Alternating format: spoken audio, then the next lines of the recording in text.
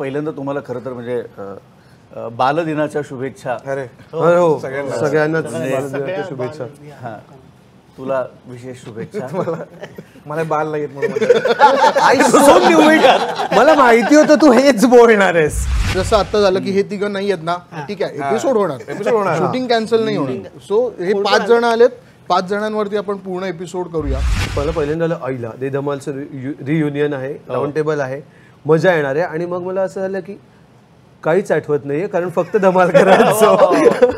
Actually माझी एक मैत्रीण आहे, तिने मध्ये फोन केलेला आणि ती असं म्हणाली की मी मुलीला सांगते हे आता जे काय चाललंय ते बघण्यापेक्षा दे धमाल.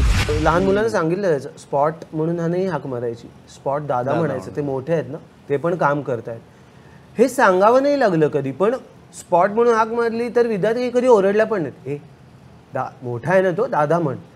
सो न ओरडता होणारे संस्कार हा खूप हळवा भाग आहे त्या सिरियलचा असं मला वाटतं. क्या बात आहे. या पद्धतीने आम्ही दे धमाल केली आहे शूट. जर त्याचं जसं आता मगाशी अमेय म्हणाला की त्याचं जर BTS जर शूट झालं असतं ना, तो एक वेगळा शो झाला असता.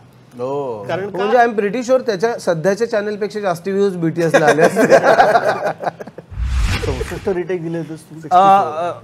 तो सेकंड हायस्ट फिगर आहे माझ्या मते. ती Limca book of record just वाचला. प्रॉब्लेम हा व्हायचा की हा लिहिलं काय आहे ते बोलायचं नाही आणि हा काय बोलायचं ते कळायचं नाही. म्हणजे त्यामुळे